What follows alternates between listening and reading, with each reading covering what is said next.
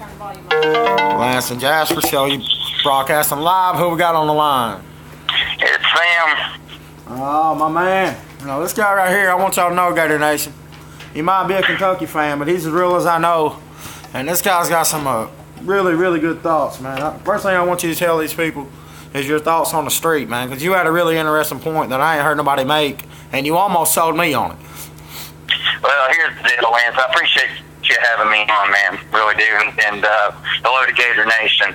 Well, listen, man, I was in that stadium last year, all right? And I was in the end zone. I was in the end zone. That's you all scored your last touchdown there when we left the wide receiver open. Wow. Let me tell you something. I've been to 2 games now when Kentucky had a double-digit lead in the fourth quarter. We've lost both of them.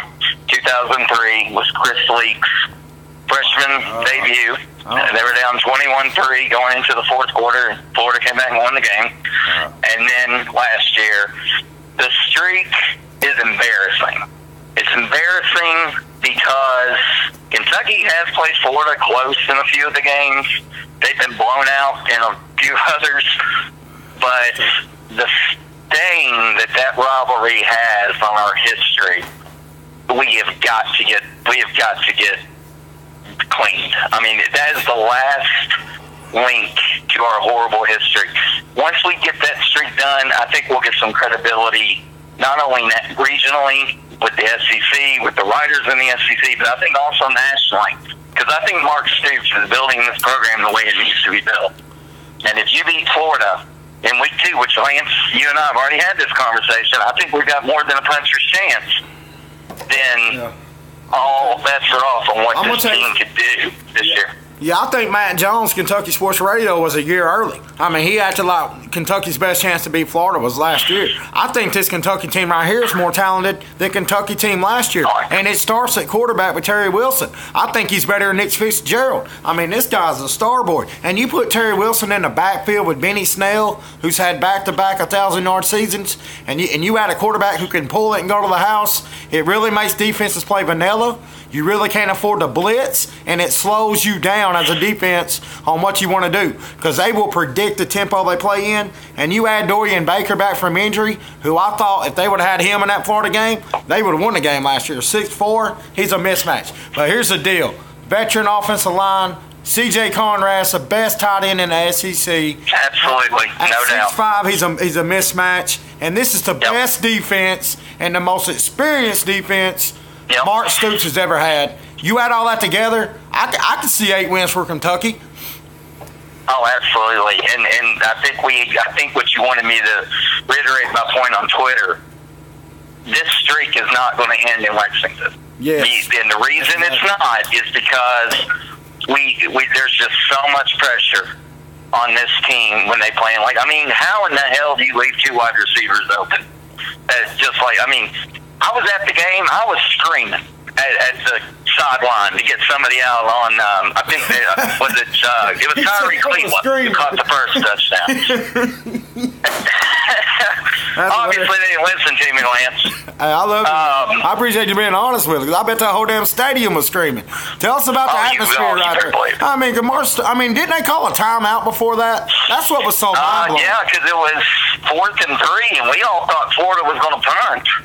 Because it was, I think they had the ball at about the 40-yard line in Florida's 40, and we all thought they were going to punt. And I think UK called a timeout, and Florida came back in and showed, left the offense on the field, and for whatever way, we had 10 guys on the field too, and that meant put them in the end zone on the touchdown. But I'm going to say this one time, and it's going to piss a lot of people off in Gator Nation, but I'm real, and I don't give a damn.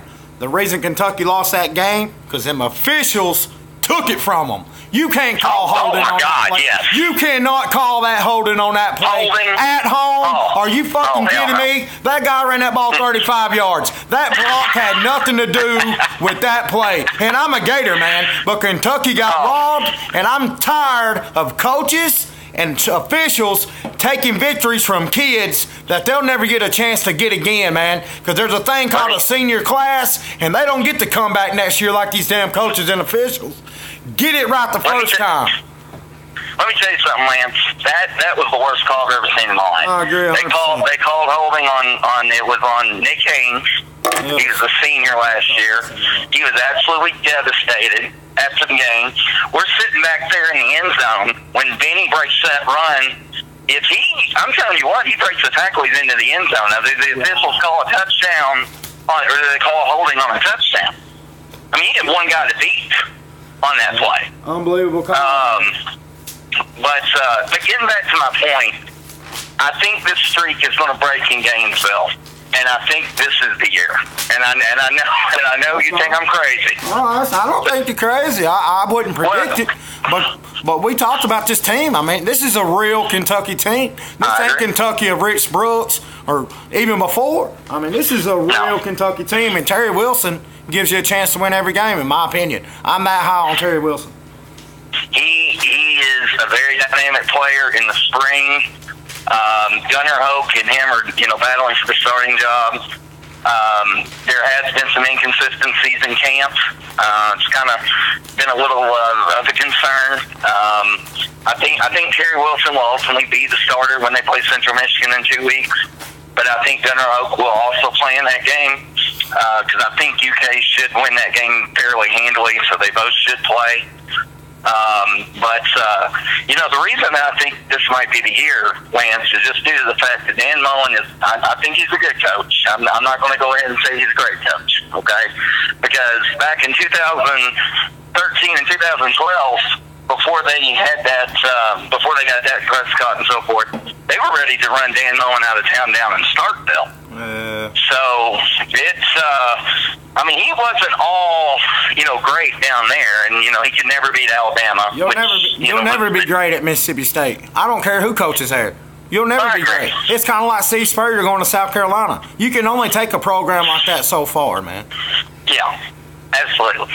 But, another thing is, he does have a good system. He's great with quarterbacks. And the Dak Prescott, Nick Fitzgerald, their record speaks for itself. I think Fitzgerald, I know you say Terry Wilson is there and Fitzgerald. I do. And that might be the case. I think Nick Fitzgerald is a very, very good quarterback. I really am high on him. He's a very good runner. I wouldn't call him a quarterback. Go back and watch the Alabama game last year. Everybody wants to talk about Dan Mullen's play calling in that game. The first play of the game was designed for a touchdown. Fitzgerald overthrew it. The last play of the game was a Hail Mary, and he threw it in the stands. Come on. That ain't a quarterback. A quarterback gives his team a chance. Now, if you want to talk about a runner, Fitzgerald's elite. And here's the deal. Joe Moorhead is going to try to make him more of a passer. It's going to take his natural instincts away as a runner. And Fitzgerald's going to struggle without Dan Mullen. I don't think people realize what Dan Mullen is as a quarterback coach. These guys just didn't get good overnight. Dan Mullen turned dirt to glitter in the form of Nick Fitzgerald. And you can mark that down, son. The only other offer he had was East Tennessee State. Come on, man. Well, and you got a good point there. I just see some natural ability with him. I have seen him throw the ball, and the Alabama game last year. You're right. Okay. But what I was going to say is, second game into a system. The first game, Florida plays. Who do they play the first game this year? Charleston Southern Fire Department. All right, Charleston Southern. Okay, so pretty much they're not going to see a defense that they're going to see in the second week. I think we can agree with that. I agree 100%. So this defense is dangerous. Well, this is my main reason why I think the Cats are going to get them this year. All right. Last year, I think Kentucky was a better team than Florida. They were a better team. Maybe not more talent. I think we all know that Florida has more talent, top to bottom. But they were a better football team. I think coached. I don't know if they were a better team, but they were better coached. Well, I always thought McElwain was a pretty good coach. I just think that the lights of Florida is just a little bit too big for him. And I'm not real sure what the hell happened with McElwain, to be honest with you. I don't mean to get y'all a point, man. Go ahead and tell us why Kentucky's going to beat Florida in the swamp. Yeah, and so second game with Mullen under a new system. I think this defense, now losing Josh Paschal to the issues he had with his feet, they discovered a malignant tumor, with his foot and stuff. Josh Paschal could have been a breakout player. He was a solid, freshman last year, played really well. Losing him is a huge blow. But Josh Allen might be one of the most underrated linebackers in the country. He's probably going to be a first-round draft pick. The secondary, I heard you talking to that guy about Georgia's secondary, and there are a lot of questions. There really are no questions with Kentucky's secondary. I think the problem with UK last year with their secondary is we just could not generate a pass rush.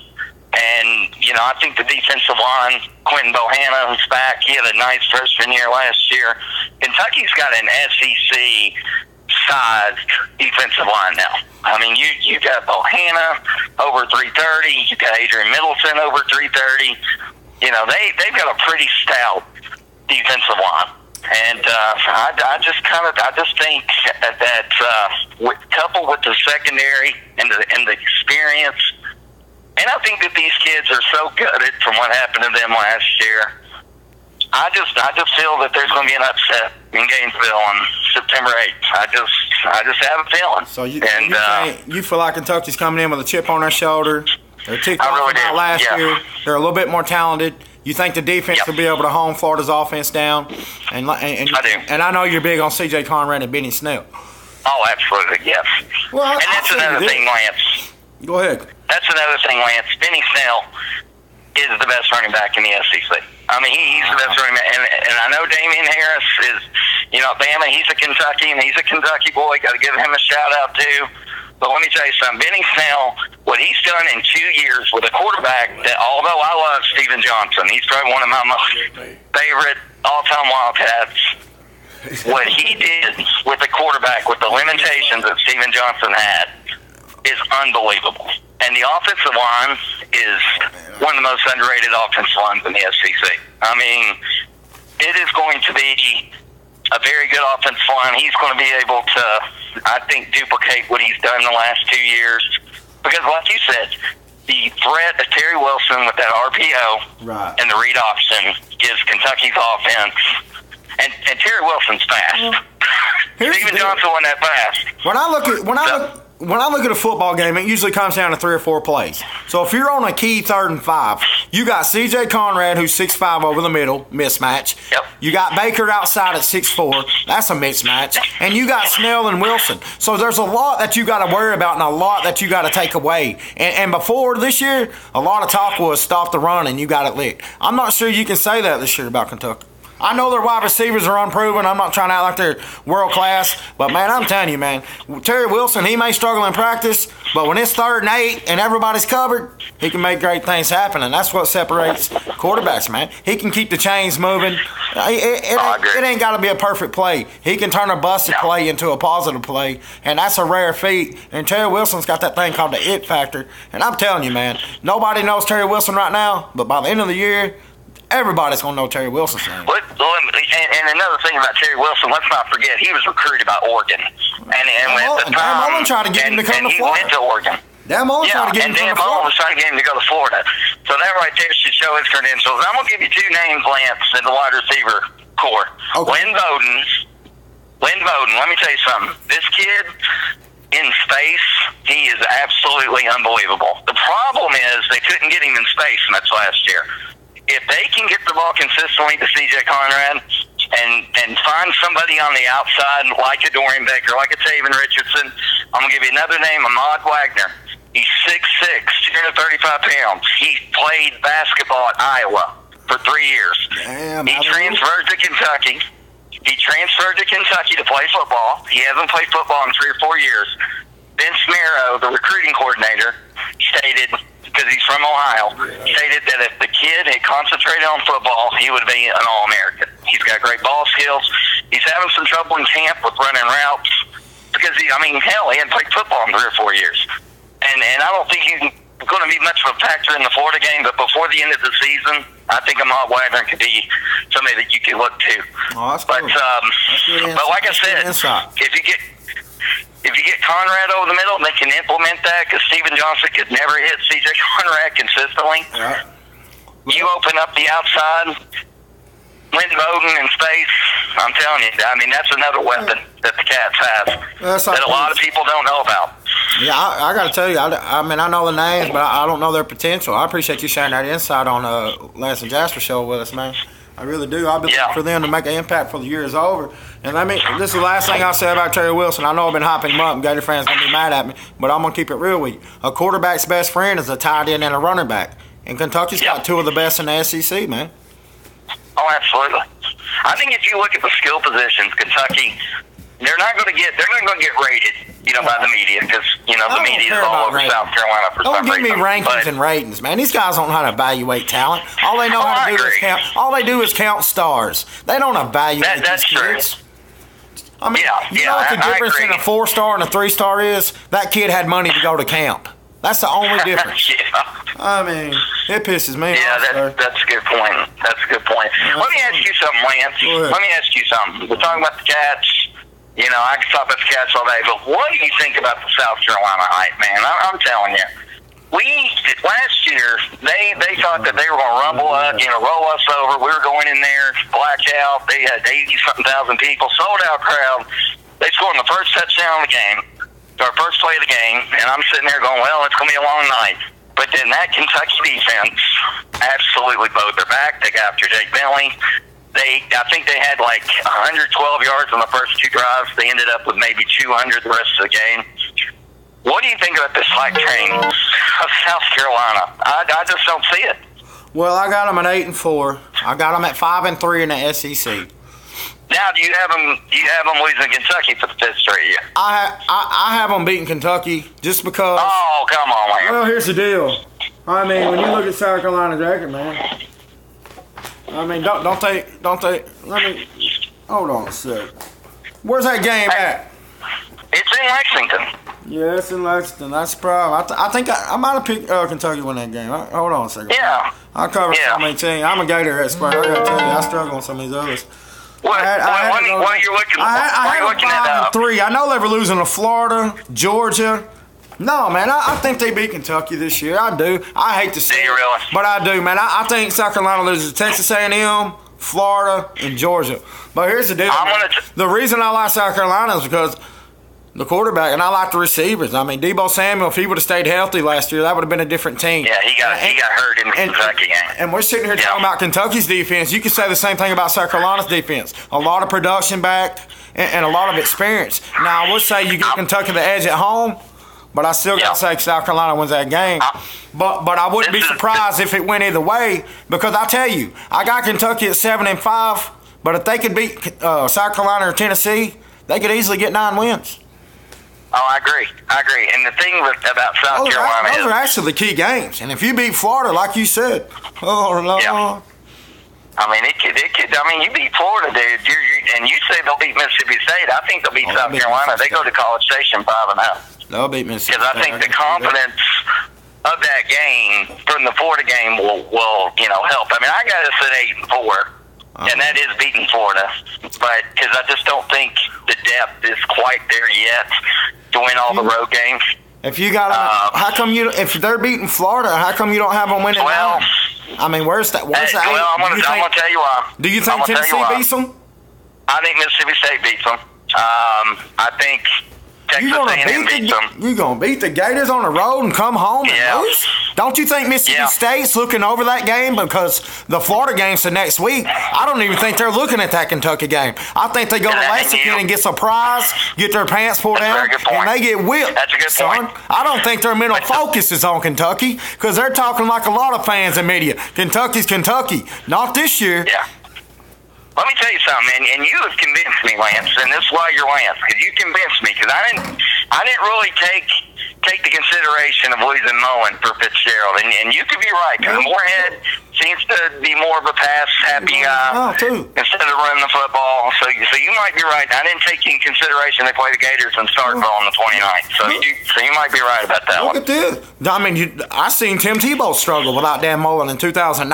Why the hell would I not expect Nick Fitzgerald to struggle? I mean, it don't make sense to me. You talking about one of the greatest quarterbacks of all time who missed Dan Mullen, and you're going to tell me Nick Fitzgerald's going to get better without him? Oh, my God. Somebody, it's media hype. Keep it real. Joe Moorhead didn't over his head. He want to come in there running his mouth, talking about he's going to take that program from good to great. I mean, give me a damn problem. That was the greatest run in Mississippi State history. He'll never get them to number one, and he'll never beat Bama either. So what are they going to do? Yeah, that's true. I mean, what did you really upgrade? Nobody fired Dan Mullen. He took his dream job. Yep, that's where he wanted to go. Let me say this. I mean, that's definitely where he wanted to go. The only reason I can't see Kentucky beating Florida is this, man. Not only is it a home game, but it's the first SEC game in Dan Mullen. But it ain't even about coaching in this game. Like you said, their defensive line, 2 guys over 300 pounds. Florida's running a true spread this year. And I don't think that defensive line really matches up with a spread team like the way Florida's going to spread it out. And when you talk about on the perimeter, I know Kentucky's got an awesome secondary. I love Mike Edwards. But, man, we're talking about 5 wide that is creatively deep and 5 guys that can do different things. When you talk about Jefferson, Cleveland, Grimes, Copeland, Tony, and we ain't even got to Swain and Hammond yet. The wide receiver is sick. But the running backs, I think Jordan Scarlett come back. That's really going to boost this guy. How many yards after contact this guy can have. Yep. And P-Ron. Don't forget P-Ron. I think I ain't worried about P-Ron. He's the 4th best back. I ain't sure he'll touch the ball this year. That's how good this running back room is. But I will tell you about a Darius Lemon's home run threat every time he touches it. And Martez Ivy on the left side of that offensive line, really protecting your backside of your quarterback. I think this kid's the number 1 tackle in college football, and it'll show when the draft rolls around. But here's the deal, man. Our defense, Todd Grantham, 3-4. Pretty nasty. I think we got 2 of the best corners in college football. I know it's the best tandem in the SEC. And I just think we're going to be able to blitz in a way we've never been able to blitz before. And it's going to be hard on young Terry Wilson to come away with a win in the swamp. But that don't mean Terry Wilson won't be a star. And that don't mean that he won't make some plays. And again, he can make some plays that you're not supposed to make and surprise us to beat the Gators. But to me, Florida wins that game. Okay, and you make great points there. But let me throw this at you. Let me say something. Who saved you all in that Florida game last year? It wasn't Felipe Franks. Felipe Franks looked absolutely terrible. And I know what you're going to say. Dan Mullen hadn't got a hold of him yet, all that. Luke Del Rio came in there and saved that game last year for Florida. Well, he did. He came in there. Luke Del Rio came in there and threw an interception and about threw the damn game away. What cost Florida? He threw an interception. Yeah, Del Rio. But he also made good decisions after that. And got you all 14, the lead. Now, granted, that was running the football down our throat because I think we're getting a little tired in the second half due to the fact that our offense couldn't move the fucking football. Pardon my language there, but the thing is, I just don't see it from Felipe Franks yet, man. And you can tell me Mullen all you want. I ain't worried about Mullen. I see it from what Franks. I'm worried about is we're better around the quarterback than we've been. Last year, losing Callaway and Scarlett, this offense was handcuffed. This year, you got receivers that can get open. That helps the quarterback. You got an offensive line who's got a real offensive line coach, SEC caliber, in John Hevesy. That makes a difference. And I'll say this about Dan Mullen. It really don't matter what he does with Felipe Franks because there's running back room. We could run the ball 60 times. We don't have to throw it if we don't want to. And here's the deal. Dan Mullen gets creative with a run. We got wide receivers like Jacob Copeland, Kadarius Toney, who can come out of the slot and line up in the backfield and raise havoc, son. And plus this defense, we're giving up less than 20 points a game this year. I think that if you give up less than 20 at home, the Florida Gators ain't losing. And that's what's going to happen. Well, defense is got elite. You're looking at David Reese with 102 tackles in 11 games. That's sick numbers. But let me ask you this, though. Let's say you get in a tough game playing LSU, or you get in a tough game even in Knoxville. That's a tough place to play, even though Tennessee's going to be down. I agree. You got 102,000 people screaming. What does Felipe Franks do when he throws a couple picks? I mean, what if the run gets stopped? I mean, you can't say you can run on everybody. I mean, what does Felipe Franks do in situations where he has to make a play? That's my point. That's where you lean on your team. You don't put it on one player. If Felipe make a play, you get creative with the run. Like I told you, you can run jet sweeps, wildcat, power, speed sweep, option, read option. There's a lot of ways you can run the ball. You're just not lining up an I form and say, hit them in the mouth, boys. No. That's how you run the ball. You get creative. And if you're going to win on the road, you bring your defense. And this Gator defense, it's the best defense in the SEC. I'm sorry, man. We got 5 NFL draft picks starting. We got 3 on the defensive line. We got an NFL draft pick at every level. 3 on the line, David Reese at middle linebacker, Chauncey Gardner at nickel safety. Are you kidding me? That's how you win on the road. defense and running the ball. And the Gators will be able to do it. I know Florida wants to see high-flying offense. They want to see a quarterback like Danny Werfel, Rex Grossman again, but you're not going to see it this year. Forget the fun and gun. Yeah. It's going to be the fun and run. That's just the way it's going to be. So, Nobody wants to hear it, but that's what's going to happen, man. It's got to happen if you want to win.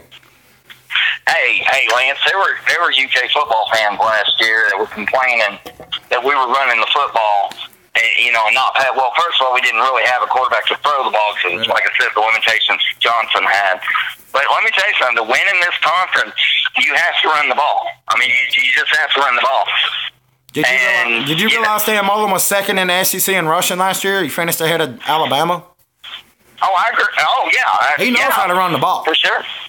Yeah, for sure. I mean, I don't think there's any doubt about it.